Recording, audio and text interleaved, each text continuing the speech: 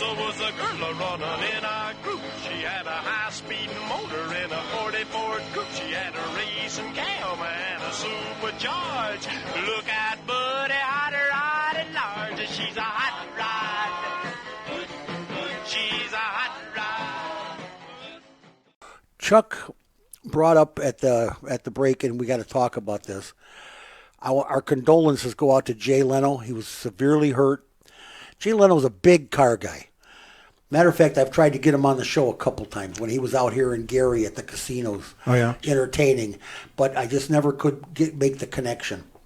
And he got back to me, but he was already back in California, and the time frame is so much different that he doesn't want to get out of bed in the middle of the night to be on the show. Oh, sure. Yeah. I guess I don't know, but he was hurt in a car wreck, right, Chuck? He was working on a car. Right. So he was working on a vehicle.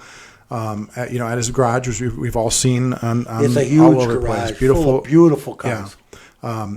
So he sustained deep second degree and possibly some third degree burns to his face, hands, and chest.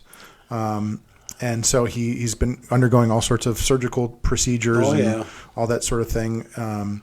And so that's what I was curious about, is trying to understand more about what happened, if there was a fire, if it was liquid, stuff like that. So now, now this does make a lot more sense. Okay. He was working on a 1907 white steam car. Oh. He got steam burns, possibly. So maybe it wasn't a fire like they thought. Well, okay, so he's saying they had a clogged fuel line, the fuel leak and gas sprayed on his face and hands. Oh. A spark set Jay Leno on fire.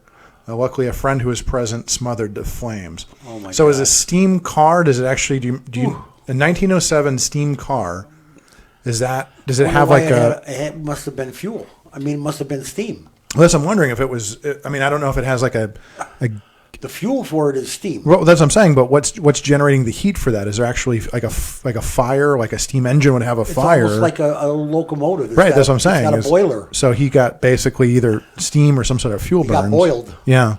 Oh, my God. Well, our condolences to Jay, and we wish you a speedy recovery, my friend. Yeah. Make sure you come back for that. By the way, Blue Top got a lot of good stuff going on this whole month of November and December. Stuff for Thanksgiving, stuff for Christmas. He's got the cops and kids, and there's going to be just a lot of good stuff going on. Go to the Blue Top page on Facebook, and you'll find out all kinds of nifty stuff where you can take the kids to. So I'll read for you what's going on. Is that they're going to have his annual free Thanksgiving meal. They do one meal per person. He's been doing that ever since they took it over. Do that on Thanksgiving from 10:30 to 2:30 at Blue Top. So there you go. Perfect. He's the best cook I ever met. This guy's he's a gem. Turkey burgers on Thanksgiving. What does he serve? I wonder a Big Ben turkey burger. I want a Big Ben shaped like a turkey. I'll tell him that. He'll get a charge out of that. That'll be a lot of fun. We talk about all kinds of different stuff. One of the things we talk about, Charles and I, is the new Prius. The new Prius is possibly what Chuck and I are leaning towards as the future for automobiles, as being known. It's a hybrid. Now, if you know, the Prius has been around a while, but it's all redesigned right now. It's really sharp looking. Meet and it's the Hybrid Reborn. Hybrid. The all-new redesigned 2023 It's got a gas engine and the battery stuff for running. The mileage is phenomenal. They are so dependable. My shop works on these. I have a company that has a fleet of about 4 of them, 5 of them. And I think we've done brakes sometimes, the first-gen Prius symbolizes once or twice, because they put a lot of miles on. They put on 100,000 eco-consciousness. miles a year, these More guys. than 20 years They're later, crazy the people. Prius has been reborn with distinctive they're all over the design place. and improved But performance. the mileage has been so dependable for them, and the engine repair is nothing. There's nothing there to repair. I mean, that's been a very, very dependable car for Toyota. Now, but it's always looked like a little Toyota hybrid, if you think about it. It's always looked like that. Right. you would say, oh, there goes a hybrid. I mean, if you didn't know what it was. Right. Because it just looks like that. But this is the future, I think. And I'm sure Charles will agree with me to a point. Well, as I said, as much as we make fun of those little Priuses, they are nice little cars, and you get great gas mileage. And right now, it's like, how would you turn down good gas mileage? And they're dependable as heck. I mean, you can't fault them. And they look sharp. If you get a chance, Google it on your computer or your phone or whatever, and get a good look at the Prius. Yeah, we just played a little bit for the live audience to take a look on Facebook Live. But as tying into that, Toyota won the most reliable car this year. So they did. With BMW just a few decimal points behind them. I think we go to number 7 or 8 before we get an American car. You remember? Do you remember which brand it was? I think it was 7 or 8. And I think it was a Ford. It was the Lincoln. The Lincoln, yes. Yeah. So surprising there, but it was 10th on the list with a score of 54, followed by Buick, which was also a 54. Of the most reliable American cars, right? And Toyota Prius is really a reliable vehicle. It's a good car, and it's a hybrid. So it's good on and what comes out its tailpipe is not much. We're not anywhere near the fact that we have to destroy the planet to make these hybrids. They're a much better vehicle. That Toyota does not run. The Prius does not run on a lithium battery, as far as I know. It never did before. Okay? I was looking for the mileage on that because I'm curious. They always have good mileage ratings as well. Oh, they do. They do. They got great mileage ratings. And it's going to be the future. We get done with this segment. We're going to talk about in the next segment. We're going to talk about electric vehicles with hydrogen, and we're going to talk about infrastructure one more time. I'm going to get on my soapbox one more time, Chuck. It's got to happen. This whole thing has got to turn around, and I may be wrong about the whole thing. Okay, so they're saying 58 city and 53 highway on the new Prius. Pretty impressive. How do you beat that? Yeah. That's fantastic. All right, let's get a couple more of these quick. This is stuff that's important to you. The Federal Trade Commission is sending payments totaling $9.8 million to thousands of consumers affected by a discrimination lawsuit against Napleton Automotive Group. We all know that name. They're local here. The agency is distributing 66,355 checks, averaging $147 each, to car buyers, it says, were affected by unlawful practices at group stores. Consumers should cash the checks within 90 days, the FTC said in a statement Monday. I'm guessing they don't want to make it. They don't want to lose it to bankruptcy or something silly. Napleton Automotive of Oak Brook Terrace, Illinois, that's their home, in March was the subject of a suit by the FTC, Federal Trade Commission, and the state of Illinois, filed alleging that employees were adding illegal junk fees and unwanted add-ons to vehicle purchases and charging more in financing for black customers.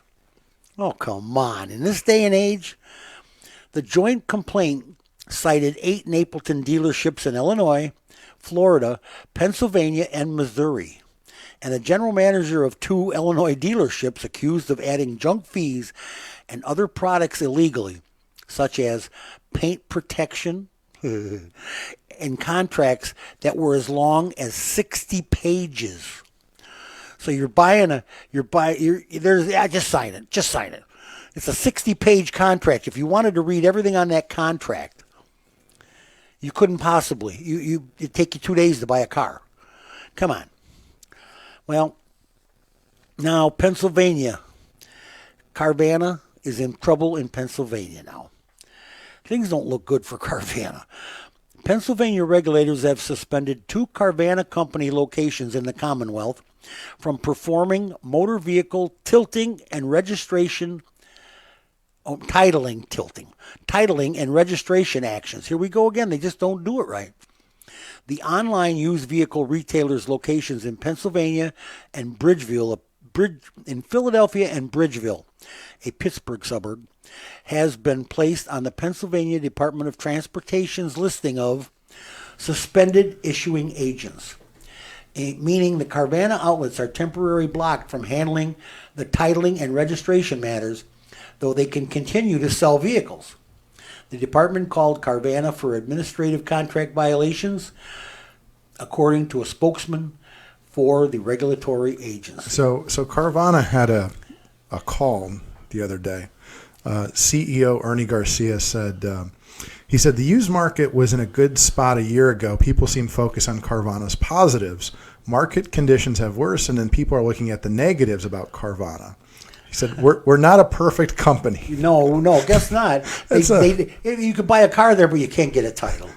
I mean, so we're good at selling you a car. The paperwork, not so paperwork's much. not so good. We don't have too many people in the office. We're not a perfect company. Yeah, we got one computer in the office, and they all got to share. We have one printer, and one printer is all we got. Oh my God! Now, the NHTSA has collected some data, and they need you to know about it. Front to rear crashes were slashed by about half when the striking vehicle was equipped with forward collision warning and automatic emergency braking, which I have in my car, my 2020. According to a study from a partnership between the U.S. Department of Transportation and several automakers, the Partnership for Analytics Research in Traffic Safety on Tuesday released the results of what it called the largest government automaker study to date, exploring the real-world effectiveness of advanced driver assistance systems in vehicles. And you know what? God bless them. They're exactly right. They're exactly right. Those things, I can see where they would cut problems down. Now, does that mean we're going to get lower insurance rates if we have one of these cars? Well, but not only that, I was going to mention another story about the technology in the cars. Is there's an article here out of Florida where they talk about there's a sad story. A little girl was hit by her aunt in a Honda Odyssey, and so basically in front of the car, and didn't see her. Talked about the blind spot at the front of the car, right. And so now there's also discussions about you have basically we have rear view cameras. Most cars now, you back up, you have a rear view camera, you have sensors, but we don't have them going forward. Might be time for a front view camera. And again, we have enough screens on these. Well, I was going to say that's the problem. It's like, people are playing games while they're driving down the road, and they're enjoying themselves, but we don't need any more distractions. Right. We've got plenty of distractions.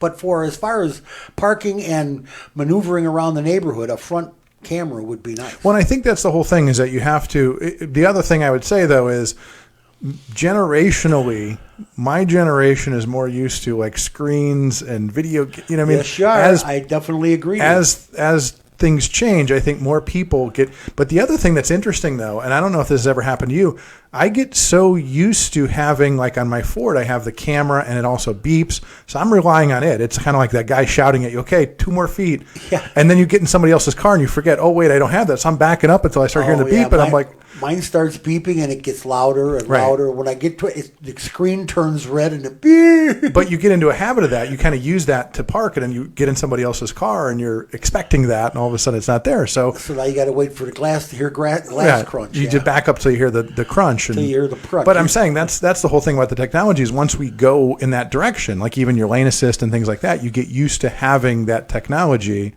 You can't go back to not having it.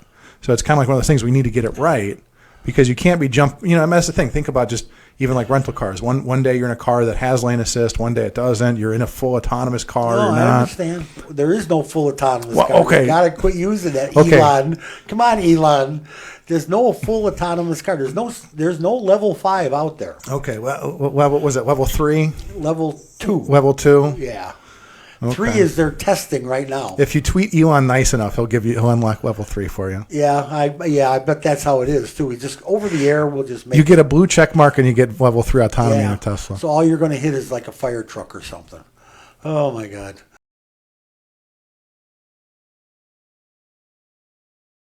Anyway, we're going to talk some more about electric cars, but I want to read you a headline, Chuck. I want you to savor this headline as I read the rest of the article, or part of the article. But the headline is, electric truck stops will need as much power as a small town. Right. Okay. Next month, Tesla Inc. plans to deliver the first of its electric semi-trucks. Well, I knew this was a Tesla story. Able to haul a full 40-ton load some 500 miles on a single charge. Okay. Good deal. I mean, that's a good thing. I think that's more than the average diesel range right now, right? It's like 200 or 300 miles. Yeah. Sure it is. These massive batteries on wheels may accelerate the transition to electrified transport, but those responsible for delivering the power are starting to ask, are we ready for this? This is what I always ask. Right. Probably not, according to a sweeping new study of highway charging requirements conducted by utility company National Grid PIC. I think 500 miles might be all the time they're allowed to drive, so they got to take it to 8 hours off or 4 hours. That makes off. sense too. Researchers found that by 2030, electrifying a typical highway gas station will require as much power as a professional sports stadium. And that's mostly just for electrified passenger vehicles. As more electric trucks hit the road, the projected power needs for a big truck stop by 2035 will equal that of a small town. John. So you know what business we got to get into? Oh, baby. Nuclear reactors for truck stops. We need to, we got to, yeah, I got to tell you, I don't know how to tell you that this is, I mean, have you ever seen a Buc-ee's before? You know what those are? Oh yeah, Buc-ee's. It's like all of them. There's a bunch of different. Well, kinds. I went past one and I was so disappointed because I kept seeing signs for it. I was driving down south. I saw the signs, and you come up on a Buc-ee's. It's like coming up on this giant, just like a giant shimmering truck stop. It's its own little town, like you said. I mean, 100 gas pumps. Oh yeah. It's like a Walmart with 100 gas pumps, and I mean, all and the I got there. Restaurants you could ever want. They weren't opening for 2 more weeks, so I didn't get to experience the Buc-ee's, but I got to drive by it. But there's also Stuckey's. Yeah. And there's I don't know. Well, this is like 5 Stuckey's. A Buc-ee's is 5 Stuckey's. Is I think the math on that. But I mean, let's leave that one alone. So, but I mean, again, it is its own little town already, and I couldn't imagine now. It's like this own little town in the middle of nowhere, and now you're going to add 100 trucks trying to charge. I mean, think about that. You have 100 gas pumps. I mean, no joke, 100 gas pumps at this place. We're going to have one right here in Lansing, a big truck stop. Yeah. They're building it now. But I mean, that's what I'm saying, though, is that, you create this mecca for people to come to try cheese or whatever they have there, and all these people are trying to charge their cars and their trucks. You're right. I mean, that's the power of like a small town at that point. It's going to require a lot of electricity. And I don't know that they're even going into this planning it that way. Those overhead wires above you. Right, that's what I'm saying. They're going to have to be the size of telephone poles. Right. And that's what I'm saying is that's the innovation that they're going to have to come up with, or they'll just have to put some windmills out back.